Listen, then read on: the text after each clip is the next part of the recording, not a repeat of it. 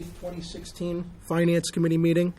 With us this evening, committee members President Kuchmarek, myself, Councilor Di Natale, and Councilor Bezol. Also present this evening, Councilor Clark and City Auditor Saracen. We will start with 18116, an order transferring of $12,000 from Water Personal Services to Water Personal Services overtime. Deputy Commissioner DeLine. Good evening, councilors.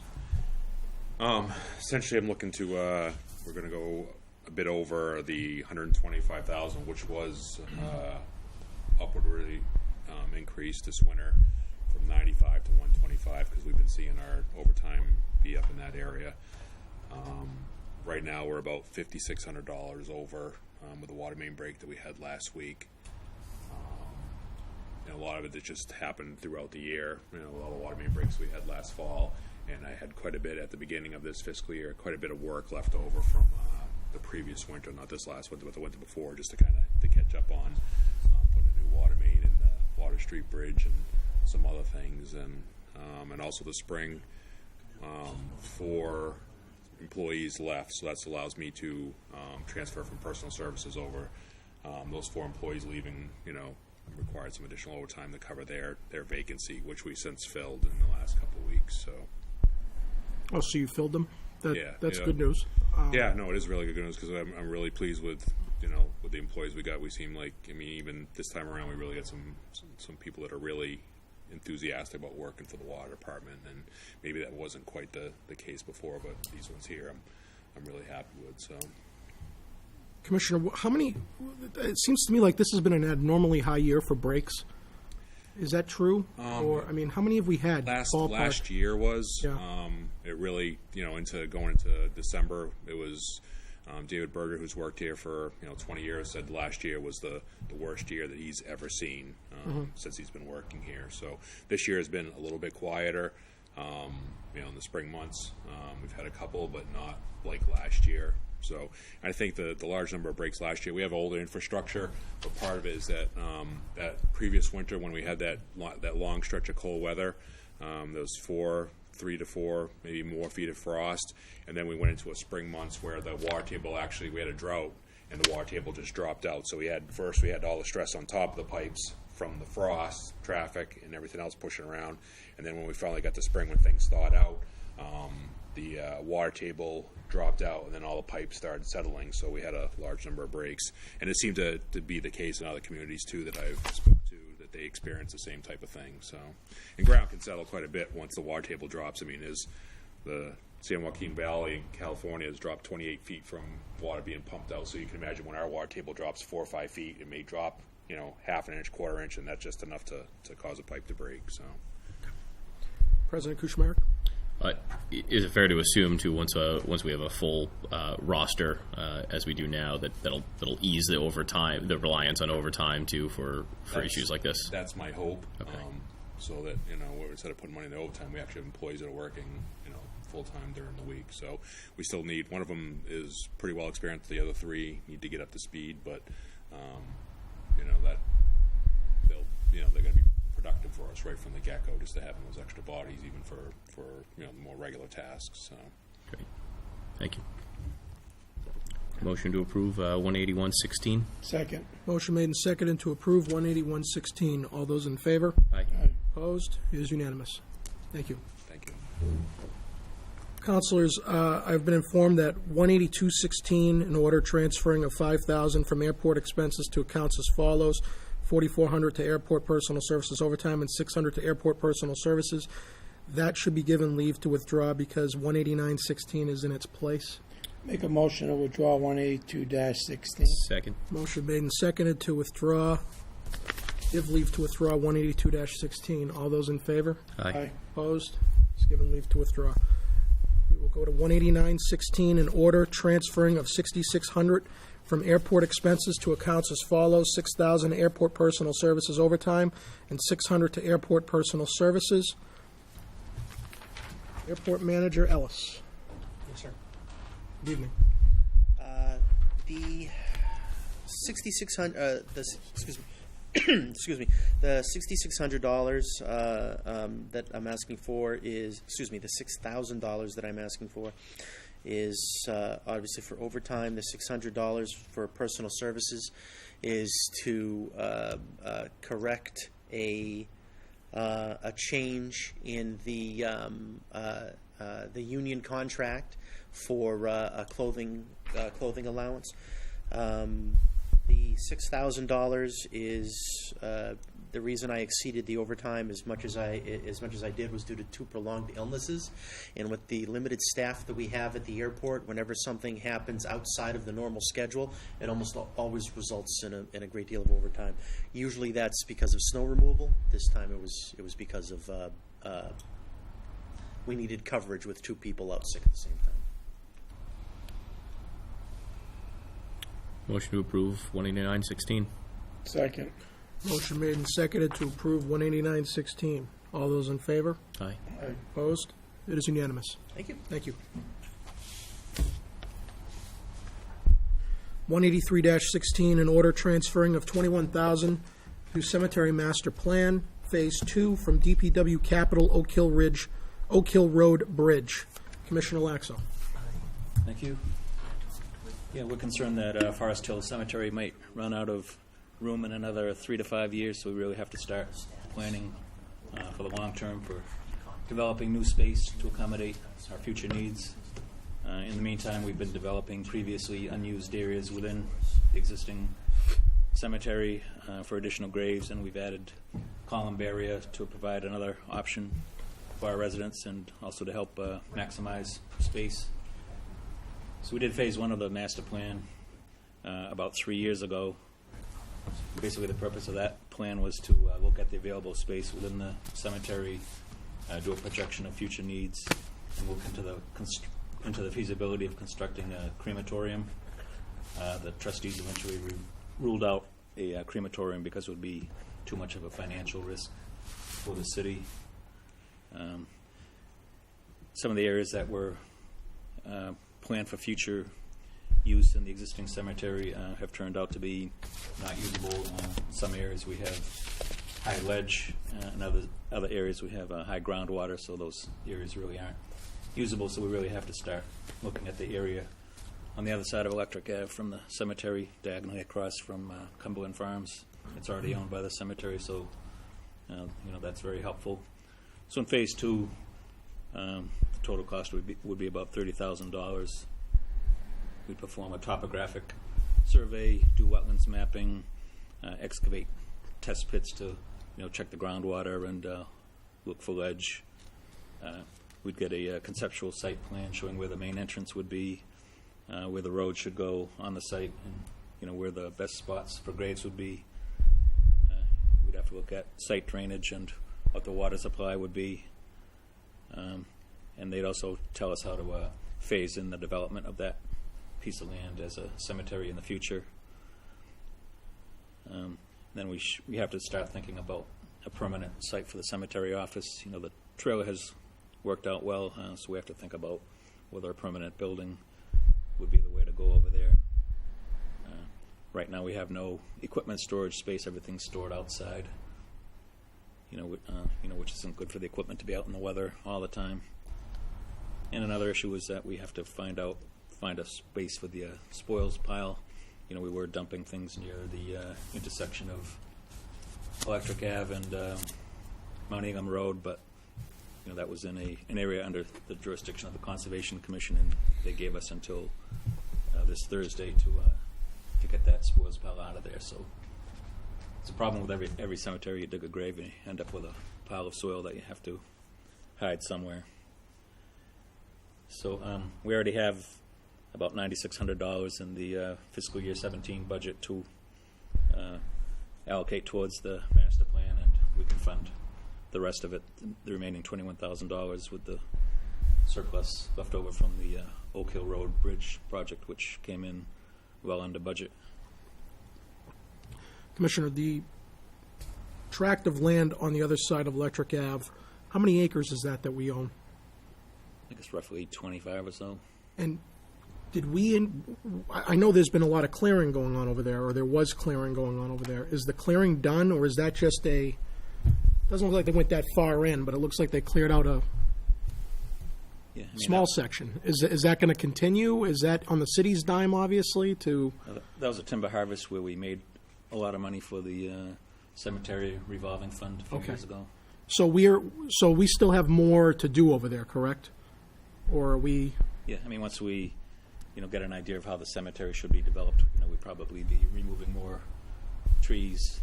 We'll have to decide whether to remove them all at once or just phase it in over the years. so we establish contracts with these timber companies where they'll do the work and we give, they give us a set price on per amount of lumber that they haul out of there? Right. Okay. Yeah, I think we made about $30,000-$35,000 for the revolving fund.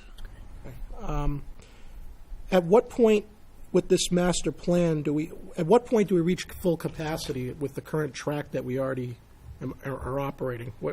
How many years do we have left before we really got to start digging the ground for this master plan to go into full implementation? Yeah, we're guessing about 3 to 5 years. Okay. Now, you said something about the equipment being outside. Are you talking like lawnmowers and stuff like that? Or are you talking the trucks? No, the backhoe and the trucks are always Okay. Outside. Are we using the under the old house that we're not using? I know there's a basement area down there. Are we storing anything down there? Or is it all in the... Lawnmowers and that sort of thing. Okay, but I know our main storage is across the cul-de-sac in that I don't know, what do you call it? I forget. With Yeah, the it's big what metal they use. doors. That's where they used to store bodies during the winter Okay, until the ground thawed out. okay. All right, President Kuchmarek? Mr. Lacto, when you mentioned that there's this high ledge and then or the water table isn't suitable, do we know for sure that the land across the road that we're looking to potentially develop and look at the master plan for, do we have an idea whether or not whether all of that land is suitable? And I mean, are ledge conditions and water conditions right, or is that part of the master planning process? That's part of the master plan. They'll investigate that. So we have no idea we have no idea how much land of that could be suitable. Is that correct? Okay. And with regards to along the line of Councilor Di Natale's question with regards to the equipment being stored outside, do we have you already examined plans for garaging these vehicles, or what a cost might look like for such a feat? No, not yet. I mean, in the master plan, basically they'll show where a storage shed could go. Okay. And then it'll be a long-term project to fund that. Okay. Thank you. I just have one more question. When you mentioned that the trustees felt that the columbarium, second one, was a financial risk? The crematorium. Crematorium, okay, I'm sorry. I thought, is that because not many cremations probably in deference to full-scale burials? Is that what the concern was? That we'd invest all this money and we wouldn't be able to? Well, for one thing, there'd be a lot of upfront money to invest, and it would be, over the long term that it would pay for itself, and then, if somebody else opens one up, 20 miles away or something, then, then you've lost half of your market. So Right. there's Okay. no way of knowing if there's any competition. Councilor Beazle? Thank you. Wayne, just so that I get just a quick overview of the cemetery. So let's say I went and I bought a plot of land from you, does that fund now become, those funds, are they retained somewhere? And because eventually when the cemetery is filled up and there's nothing, we're still going to have to take care of it as a city. Is there, do we have a 20-year plan, 30-year plan, or how is that normally set up? Well, somebody buys a cemetery lot, they have to put money into the perpetual care fund, which cares for the cemetery, and also there's another fund for sales of lots and graves. So those two funds are used to help keep the cemetery operating. So is the cemetery at some point self-sufficient, or is the city always going to have to supply the help to take care of the cemetery? I can't see the cemetery becoming totally self-sufficient. I think the perpetual care fund has about $1 million in it, and with the interest rates with the interest rates that we have today, there's not a whole lot of money available. Okay, thank you. For you. Motion to adopt 18316. Second. Motion made and seconded to adopt 18316. All those in favor? Aye. Opposed? It is unanimous. We also have Counselor Boschman here this evening.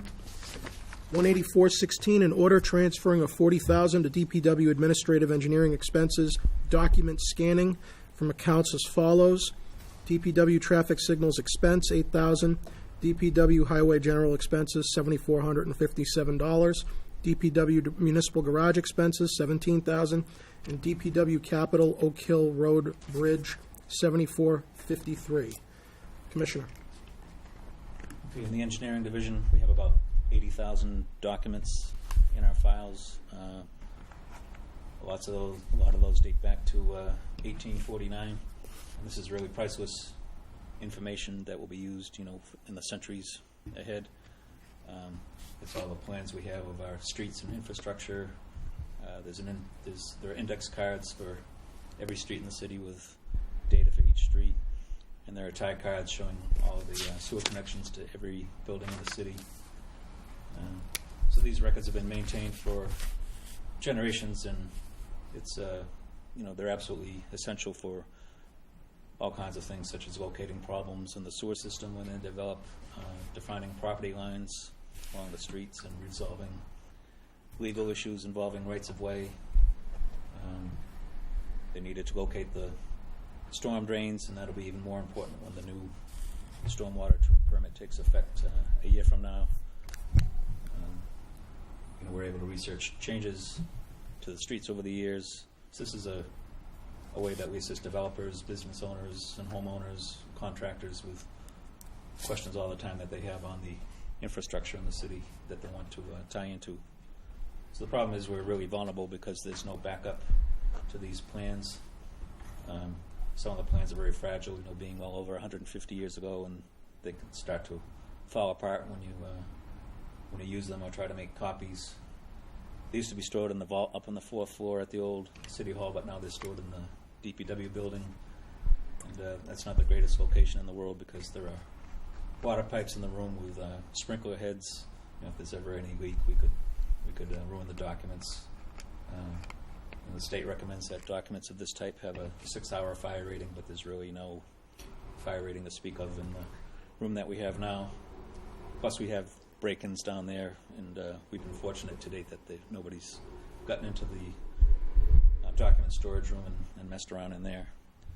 So what we really need to do is digitize all the documents and index them and file them. This has another advantage just besides safety and having a backup, because we need the files to be searchable and retrievable from a laptop in the field, so it'll be much more efficient than what we have now. Right now, if there's a sewer backup or something on the other side of town, our workers have to come in, make a copy of the plan off the print machine, go out to the site. Sometimes they find out that they didn't pull the right plan, or the problem is further down the street, then they have to go all the way back to the office and get another copy. So they're running back and forth. So if they have all the plans with them on their laptop, they won't have to make all those trips back and forth. They won't have to make print copies, so it'll be much more efficient operation. So we have about 7,000 rolled plans, 500 flat plans, 30,000 index cards, 28,000 sewer cards, and 13,000 plans that we scanned previously, but at the time the technology didn't exist to index them, so we need to get that done as well. So we had an estimate a couple of years ago from a firm that does this for DPWs around the state of about $40,000 to do this work. So it's something really important that we've been trying to get funded for several years now, and with the surplus we have in several DPW accounts, we're going to get it paid for. So the 40,000 is for a contractor to do this work, and do they come to Fitchburg to do this work, or do we have to send all the documents to them? No, they would bring their equipment on site and do it here. I mean, I'm assuming that's very labor intensive, obviously, from what you just went through. So, just so the public, because sometimes I hear the public the public will contact me and say, I heard so and so say there's so much money left in these budgets, and they go, well, I thought we had tight funds. I just want to walk this through for a minute, because I recall that there was a request made in FY17 for $40,000 that wasn't given, and I'm assuming that's because we figured maybe we could cover it in this fiscal year. Is that an accurate assessment? Right. We tried to put it in the budget for several years now, but never made it through the process. Okay, so the garage expenses of $17,000, is that entirely basically gas and oil? Yes. Mhm. Okay. And that's due to the low prices we experienced this year.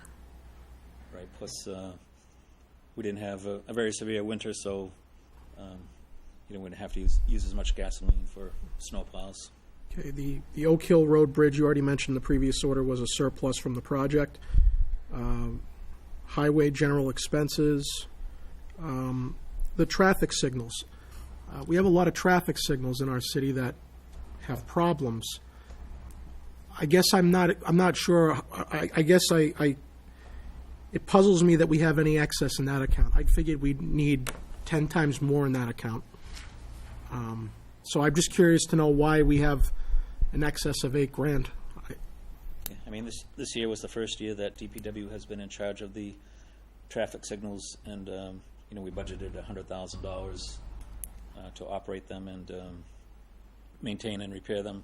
So we're lucky this year. For one thing, there weren't many accidents that wiped out control boxes and signals, and sometimes we can't collect on insurance, and the city's stuck paying for them. We didn't have any of that this year, so what we have been doing is in the downtown area, there are lots of pedestrian signals, especially that have been hit over the years and never replaced. So there are lots of pole foundations sticking up in sidewalks all over the place. There were pedestrian signals that were completely missing because they were never replaced after accidents, because of hit and run drivers. So today we were working in Moran Square. We've also repaired the one at North Street and Main Street where pedestrians were crossing at the same time the traffic was going through.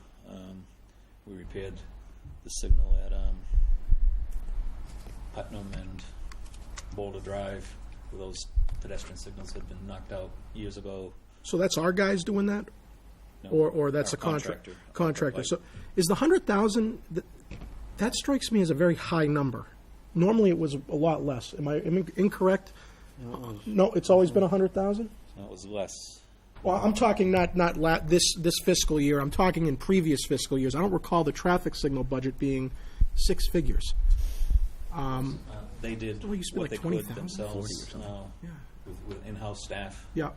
It was really the wiring inspector who did that, but he could only Right. do it during his spare time. So we were able to clear a good backlog this year on items, is what you're saying? So, okay. Plus, we also just repaired the signals at both ends of the Water Street Bridge. They weren't communicating because it's radio communication between the two sets of lights. And Okay. the radios were out, so we got those replaced. So now traffic should be running smoother through there. And forgive my memory, did we allot 100,000 next year for the same effort? Or did we lower We had it? a surplus this year. We did cut that by 20,000 or something like that. So 80,000? Okay. Okay. But if our luck continues with fewer accidents causing damage to the traffic signals, then we can continue to do more repairs. Yeah, I just want to, I'd like you to give that overview, just so people back at home don't understand that we're not sitting on money that can be used. We've been using it, but with the year finishing up, I mean, we have to preserve our historical documents. I mean, it amazes me how long it takes for us to be proactive with things like this. I know you said you've been requesting it for several years. I mean, it's unfortunate it took this long, because all it will take is something bad to happen, And then everyone will be complaining at us and whoever the mayor is, why didn't you do this? And then they find out that we tried to do it 5-6 years ago and no one let us do it. So it's like we only do it when there's a crisis point. So it's better to be proactive than reactive. And, you know, it sounds common sense, but, you know, it takes a while for us to get there, I guess. But now, if this scanning were to take place, do all of the paper documents now become obsolete, or do you still keep those in the room? No, we would still keep those and update them as changes are made. Okay. President Kuchmarek. Commissioner Lax, I was going to touch on the same point. I was really concerned about, you know, traffic signals. I know traditionally in the downtown we've had some major struggles, particularly with the pedestrian signalization. So I was going to ask you, are we completely up to date at this point, and do we have kind of an assessment of where we're at and what needs to, you know, do we have essentially a 5-year plan in place for traffic signals, where we feel confident we know what needs to be in queue next? Yeah, I mean, before we took over the traffic signals, we walked through all the traffic signals in the city with the building department, and they, you know, told us what needs to be done at every intersection to get them up to speed, so we have a good handle on what needs to be done. And the contractor that we have has worked in the city a long time, so they're familiar with it also. Sure. I mean, I still feel like there's more traffic signals. There's plenty more work to be done, Right. and I certainly hope we can do that. I won't, you know, to the earlier point that was stated of, you know, I don't want to wait for something to go horribly wrong with these documents and then we lose them. There's not only historical value here, but there's certainly practical value. So it's something that, you know, that should be done. Is this something that needs to go out to bid? It would be, because even though there are a number of scanning companies that have state contracts, you know, we've talked to them over the years, and, you know, they come in for a visit, but once they see the size of the plans that they would have to deal with, you know, they're not interested. All they want to do is, you know, run a stack of 8.5 by 11 sheets through the copier, and it's nice and easy. But, you know, the large format plans are fragile. You have to be careful, and you have to have special equipment to scan them. So the one company that we've come across that does this type of work doesn't have a state contract, so we'll have to write up a spec and go out for bids. So I'm just curious, we're wrapping up the fiscal year at this point. We've got 2 days left, 3 days left at this point. We're looking to use this fiscal year's funds to Yeah, we'd encumber the funds. so we could go out to bid, and then we could still encumber those even without going out to bid first. Okay. Yes. There's a commitment. This indicates a commitment by the city to do such projects. So that has satisfied our justification for encumbering. Understood. What would the time frame for the completion of this work be? Yeah, I mean, hopefully by the first of the year. The backlog. Every year. I know the backlog of things in purchasing. This won't be too heavily impacted in terms of your ability to get this done. I don't think so. And then I guess, you know, you talk about there's a slew of other companies out there. I'd certainly love to try to see us combine our efforts wherever possible. I know we're at the end of the fiscal year, and it may not be possible to combine the scope with other departments. I just think about cost savings of a kind of a larger contract. And That's the clerk's office, building department, both have, you know, plans. In the clerk's case, I mean, we're talking probably millions of pages of documents at this point. Well, that's why ours hasn't been done yet, because we had proposed this several years ago. Sure. And then the city clerk's office saw the request going, you know, through their office, and they said, well, there are other departments that need to have documents scanned, so arrangements were made to have, you know, one of the companies with a state contract do the work. But So instead, none of when them they got came done. over to DPW, they said, well, we can't deal with that, so we ended up being left out. Understood. Okay. All right. Well, that certainly makes sense then. Thank you, Commissioner. Councilor Beazle. Thank you. I think that this is a good example of money well spent, the time savings of people trying to search through paper to try to find stuff. the city's infrastructure. I mean, it's crucial that we know where everything is, especially for developers who want to do business in the city. It's a great professional way that we can actually show them. Let me just send it to you, and you can take a look at it instead of having to deal with going through countless numbers of paperwork to get them to it. So, although I think that this $40,000 is a lot of money, I can see the savings that will happen from this just from the having this documents available and not having people having to go search for them. So, thank you. Councilor Boschman. Money on this $40,000. Is there going to be somebody to check the scanner? I mean, are you going to go through every bit? If you hire Paul Boschman to scan all this paperwork, are you going to check everyone to make sure we can read it after, or is it going to be all? Because I got documentation sometime from somebody, and you couldn't even read the documentation. It was blurry as ever. So are you going to be checking everything they do, or somebody in your office? Yeah, I don't know if we'll check all 80,000 of them, but we'll check enough to be comfortable or confident in what they're doing. All right, that's all I want to know. That's all. Make a motion to pass 24-16. Motion made and seconded to adopt 184-16. All those in favor? Aye. Opposed? It is unanimous. Thank you. Thank you. 190-16, an order that consistent with MGL Chapter 43, Section 30, there be and hereby is appropriated the sum of $30,000, same to be charged against available funds and credited to DPW highway general expenses, right-of-way takings for the purpose of taking temporary and permanent easements for the South Street Elementary School right-of-way improvement project. Commissioner Laxo and Solicitor Pusateri. Good evening, gentlemen. Massachusetts General Law, Chapter 43, Section 30 requires that we appropriate any monies prior to any takings by 2/3 vote of the entire body. So we're hoping that you make a recommendation to appropriate $30,000 to the South Street right-of-way Safe Routes to School project. The project has been, I think the council has seen this project before. It's been kicking around since 2014, is my understanding of it. The project is primarily being funded by federal grant.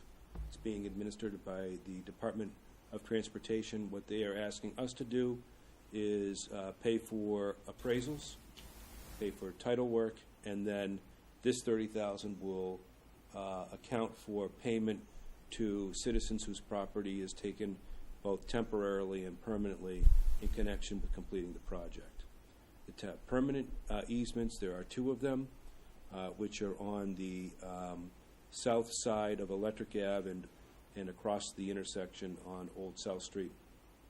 The balance of the 22 properties will just be temporary easements where we'll just be temporarily using their citizens' properties for the purposes of constructing more attractive, safer sidewalks, crosswalks, etc. The $30,000 figure is an estimate. I arrived at that figure in conjunction with working with the appraiser that we've currently retained on the project. He's used some rough estimates. We'd hoped to have the full $30,000 approved, and Commissioner Laxo and I are continuing to work to get donations of property so that we won't have to pay for them. And some of the citizens have already come forward and donated some of their property already. So we want to thank them for that, and we're hoping to collect some additional donations. Any questions? Yeah, I'll just add that all the sidewalks that are being built are on city property, so all we need is temporary easements to grade the property so that it meets the sidewalk and that sort of thing. We're not putting any permanent work on people's property, so when the project is done, they'll have full use of their property back. I think there's just 2 exceptions to that. Yeah. Mr. Joseph's property and the condo apartment complex on the south side of Electric Ave. Yeah, and that's for the traffic signal supports where we need a permanent easement there. President Kuchmarek? As you gentlemen mentioned, we've seen various iterations of this. This came in front of us about 2 years ago, I believe. We already took a vote, to advance it to the next stage. I believe when we accepted the grant. So I'm excited that we're finally at this point. Excited to see this continued. It's the logical next conclusion. I know there's still some more work to be done for hopefully in the future for adjacent sidewalks or lack thereof. But this allows us to advance that and to improve our infrastructure.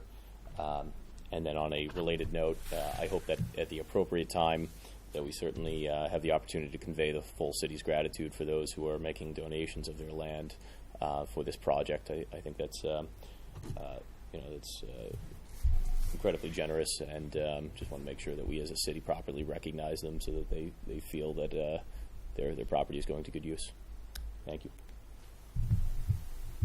I'll make a motion to adopt 19016. Second. Motion made and seconded to adopt 190-16. All those in favor? Aye. Opposed? It is unanimous. Thank you, gentlemen. Thank you. 191-16, an order appropriating $100,000 to stabilization fund and charging against available funds. Mr. Saracen, do you wish to speak Yep. on this? This is an appropriation of part of the balance in the available funds for the year end. $100,000 to be added to the stabilization fund. Presently, the balance is $5,341,000. This will make it $5,441,000, and it will bring us very close to 5% of the budget, which is the goal of the city. Make a motion to approve 191-16. Just like to ask one question of Great. Mr. Saracen. Yeah. Do you want to second that motion, or Sure. Second that motion. or you don't have to? Just, do I have a second? Second.